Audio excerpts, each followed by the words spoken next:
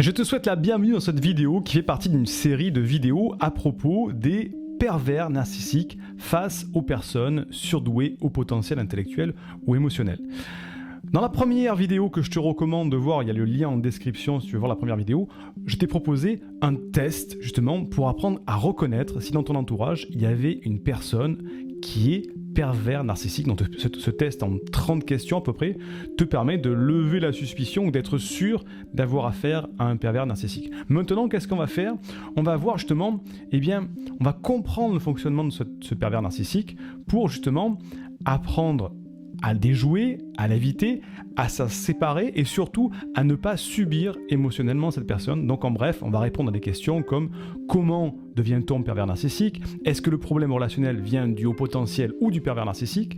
Est-ce qu'un pervers narcissique peut changer et redevenir comme avant ? Est-ce qu'on peut vivre avec un pervers narcissique ? Bref, tout un tas de questions que tu te poses sûrement si tu es sensible à cette caractéristique de la personnalité. On se rejoint tout de suite après l'introduction.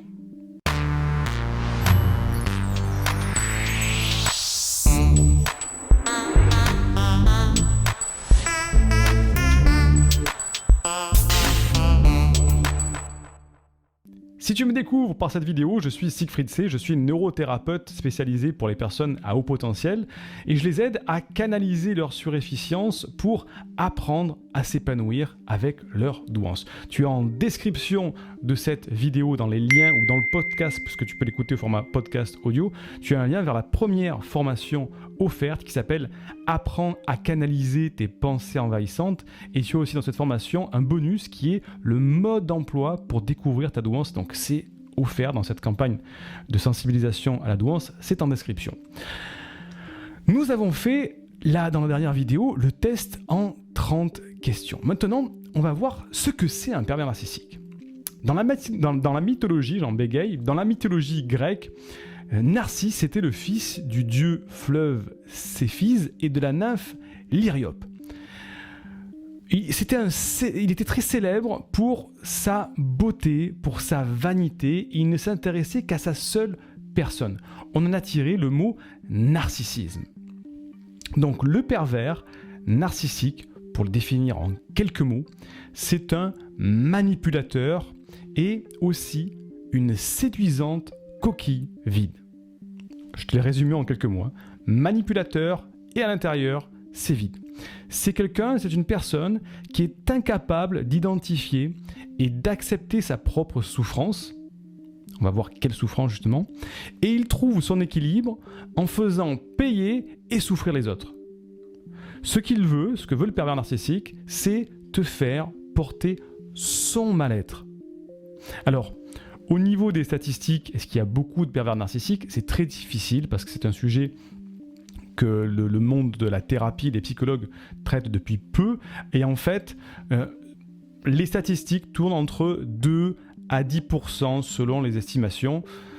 On est un petit peu dans les chiffres des hauts potentiels, puisqu'il y a à peu près entre 2 et quelques pourcents de hauts potentiels en France. Donc, on est à peu près équivalent à peu près. Un pervers narcissique, c'est une personne atteinte d'un trouble de la personnalité narcissique et c'est une personne qui a une image dévalorisante d'elle-même et qui se valorise en rabaissant les autres. Donc le pervers narcissique a une image très dévalorisée. Les hommes sont plus souvent touchés que les femmes par la perversion narcissique, donc il y a plus d'hommes pervers narcissiques que de femmes. Et cette personne se donne l'apparence d'un être supérieur aux autres et ressent un besoin exacerbé de se faire admirer. Elle manipule les proches de son entourage et elle ne ressent aucune culpabilité lorsqu'elle blesse les autres. Le pervers narcissique peut être un conjoint, un ami, un collègue ou même un membre de sa famille avec qui on entretient un lien parfois intime. Et c'est justement ça le piège du pervers narcissique. Donc son comportement, comment il se comporte le pervers narcissique ? Il est déjà très séducteur. Il a un comportement intelligent, bien qu'à l'intérieur soit une coquille vide, mais il a un comportement qui paraît intelligent. Il est bien sûr égocentrique, il est incapable d'empathie, il a beaucoup de mal à ressentir ou il ne veut pas ressentir, en tout cas, il n'a pas les capacités de ressentir les émotions des autres. Il affiche un sentiment de grandeur, il aime prendre de la place, et justement avec ça, il a une quête de l'admiration. Il veut tout le temps être admiré, être au centre, rayonner, qu'on le voit, qu'on parle de lui tout le temps. Et parallèlement, il accepte mal que ses victimes soient dans la lumière et applaudis. C'est ce qu'on voit souvent dans un couple, hein, quand il y a un couple avec un pervers narcissique, il y en a un qui va briller, qui va être là, qui va parler fort, et l'autre va être justement caché dans l'ombre. Ou au travail par exemple, ça va être la même chose. Donc il accepte très mal que ses victimes prennent la lumière à la place de lui. Les causes de cette pathologie, eh bien en fait, il faut l'avouer, on ne sait pas trop. Il y a des pistes sur une enfance dysfonctionnelle avec des enfants qui ont été surprotégés, des enfants sur qui on a des attentes extrêmement élevées, ou alors des enfants abusés ou négligés. Ça pourrait être la cause. Il est possible aussi qu'il y ait un désordre neurobiologique qui soit à l'origine de ce trouble de la personnalité. Mais aujourd'hui, il n'y a rien de très probant. Il faut savoir que une chose est très importante, et ça va être presque la conclusion de cette vidéo, on ne peut sortir un pervers narcissique de sa pathologie. Chez eux, c'est structurel. Autant le haut potentiel a un fonctionnement structurel très différent et il sera toujours au potentiel que le pervers narcissique, dans sa structure de pensée, malheureusement, il va le rester tout le temps. Le pervers narcissique est souvent un enfant qui a souffert de manque ou qui s'est senti rejeté lors de sa phase de construction. Le problème maintenant, donc on a vu son comportement, les causes, maintenant le problème avec le pervers narcissique, parce qu'on pourrait se dire oui ok, il est égocentrique, il aime bien, ça va, il fait ça dans son coin. Le problème c'est que le pervers narcissique va rechercher des personnes optimistes, sympas, fun, toujours de bonne humeur, gentilles, à l'écoute et bienveillantes et qui aiment aider les autres. Le problème c'est que le haut potentiel, il est comme ça, lui. Il correspond à cette description. Il a toujours tendance à vouloir sauver les autres à cause de son hyper-empathie. Et il devient alors la cible privilégiée des pervers narcissiques. C'est ce que je te disais dans la première vidéo. C'est comme deux pièces de puzzle qui s'emboîtent. C'est comme ça. Le pervers narcissique et le potentiel sont presque faits pour s'attirer. Est-ce que ce fonctionnement du pervers narcissique, son fonctionnement, il est conscient pour lui ou inconscient? Parfois oui, parfois non, c'est difficile à dire. En tout cas, le problème, c'est que le haut potentiel devient une vraie proie. Le trouble de personnalité narcissique, tel que je le décris, il est plutôt rare quand on le prend de manière, le cas d'école, on va dire. Ce qu'on voit le plus fréquemment en thérapie, ce sont des personnes qui ont certaines facettes, beaucoup de facettes, mais pas toutes.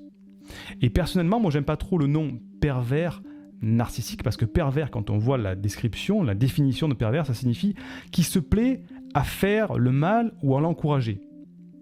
Donc la personne qui présente un trouble de la personnalité narcissique ne correspond pas vraiment à cette définition de la personne qui se plaît à faire le mal ou à l'encourager. C'est pas le diable personnalisé, un pervers narcissique. Sinon on le reconnaîtrait dans la rue avec ses deux cornes et sa queue de diable. Non, c'est quelqu'un qui faut pas se tromper, les pervers narcissiques sont des personnes extrêmement malheureuses et très seules. Encore une fois, ça résonne avec les hauts potentiels qui sont souvent malheureux et seuls. Mais les personnes narcissiques souffrent et elles n'ont pas justement le mal en elles, c'est qu'elles ont un comportement qui les pousse à mal agir vis-à-vis des autres. Donc c'est pas des personnes qui se plaisent à faire le mal, mais qui ont un comportement pour se sentir bien qui passe par la dévalorisation des autres et des malveillances assez récurrentes. Un pervers narcissique il est dans un raisonnement de toute puissance. Cette personne croit qu'elle a raison et que les autres ont tort, c'est comme ça. Donc il est donc difficile d'espérer de lui faire changer de comportement. Alors bien qu'il soit parfois difficile d'identifier une relation toxique et de la quitter, la meilleure façon de se défaire de l'emprise d'un pervers narcissique, c'est de mettre fin à la relation. Tout simplement. Particulièrement s'il s'agit d'une relation de couple.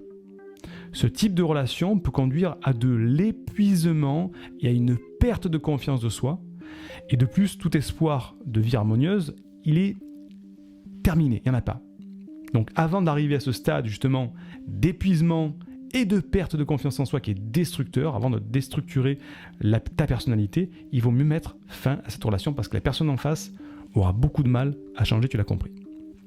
Le pervers narcissique, ces pervers ont beaucoup de mal à vraiment aimer sincèrement. Et leur parler d'émotions, elle est très limitée, voire quasi inexistante. Tu vas voir que c'est tout le temps les mêmes émotions. Et c'est un manque d'émotions aussi. Et ce manque d'émotions les pousse justement vers les hauts potentiels qui, eux, sont hyper émotifs et remplis d'amour. Parce que le haut potentiel qui a aussi tendance à se dévaloriser, c'est quelqu'un qui se dévalorise, et qui a aussi un besoin irrationnel d'amour. Et là, c'est comme deux aimants qui s'attirent. Et le haut potentiel se dit, pour une fois que quelqu'un s'intéresse à moi, je peux mettre tous ses espoirs en lui, enfin quelqu'un qui va s'intéresser, avec qui je vais pouvoir parler et faire des choses. Et d'ailleurs, le pervers narcissique lui-même se persuade aussi d'être tombé sur la bonne personne. Il va dire, enfin quelqu'un qui m'écoute, avec qui je peux parler, avec qui je peux briller. Donc au début, c'est un petit peu une idylle, c'est ce qu'on va voir. Le gros problème, c'est que le début de la relation ressemble à une idylle amoureuse. Tout est rose. Et bien sûr, après, c'est là que le problème, c'est que la manipulation mentale, c'est une expérience vraiment traumatisante pour la cible du pervers narcissique. Notamment le potentiel. Le pervers narcissique te fera plus facilement croire que tout vient de toi et que tout est toujours ta faute. Il va alterner entre chaud et froid. Un jour, il va être adorable, gentil, prévenant, séduisant, et le lendemain, froid, distant, sans raison apparente. Et le haut potentiel va se plier en quatre pour que le pervers narcissique accède au bonheur au détriment de sa propre personnalité. Donc c'est vraiment un fonctionnement qui s'associe parfaitement, mais qui est destructeur pour le haut potentiel, justement. Donc, comment faire pour reconnaître un pervers narcissique? Donc déjà, je t'ai donné dans la première vidéo ce test en 30 questions, mais on va aller peut-être un petit peu plus loin. Très souvent, la personne atteinte du trouble de la personnalité narcissique est une personne, on l'a vu, séduisante, sympathique, parfois réservée. Elle plaît par son côté flatteur, charmeur. Mais très vite, il y a un malaise qui s'installe au sein de la relation avec cette personne. Donc ça ne continue pas, c'est pas pérenne. Et il se met alors en place une opposition. D'un côté, il y a le pervers narcissique. Il entretient une communication floue, il change fréquemment d'opinion, il raconte des mensonges, il éprouve de la jalousie. Tiens, on va mettre, bien simulé, on va mettre Dark Vador, voilà, tiens. Il a une communication floue, il change fréquemment d'opinion, il raconte des mensonges, il éprouve de la jalousie, il est incapable d'avouer ses torts ou d'assumer la responsabilité de ses actes, il est incapable de reconnaître les besoins ou les sentiments d'autrui, et il est continuellement en quête de reconnaissance ou de succès. Cette personne présente parfois plusieurs visages, par exemple, avec le passage d'une profonde tristesse à la colère lorsqu'il est contrarié. Et il n'est pas conscient du mal qu'il provoque. Donc ça, c'est le côté pervers narcissique. De l'autre côté, on va mettre Maître Yoda, comme ça, qui est le haut potentiel, la victime. Elle va ressentir de la culpabilité, elle va se sentir dévalorisée, elle va recevoir de nombreuses critiques, elle se sent plus elle-même, elle sent qu'elle doit faire attention à tout ce qu'elle dit et tout ce qu'elle fait pour ne pas contrarier le pervers narcissique. Ce sont les deux oppositions. Comment le distinguer justement, ce pervers narcissique, du simple manipulateur égocentrique? Parce qu'on peut très bien être manipulateur égocentrique sans être pathologiquement dans cette situation-là. Eh bien, le pervers narcissique, la personne qui est justement une simple manipulatrice, eh bien, placée devant la réalité de ses actes, elle va reconnaître les faits et mettre en place des mécanismes de changement. Elle va dire oui, effectivement, je suis un peu égocentrique, ou alors c'est vrai que j'ai un petit peu manipulé tout le monde, donc allez, je peux quand même changer. Mais le pervers narcissique ne reconnaît rien. Il semble comme incapable de changer.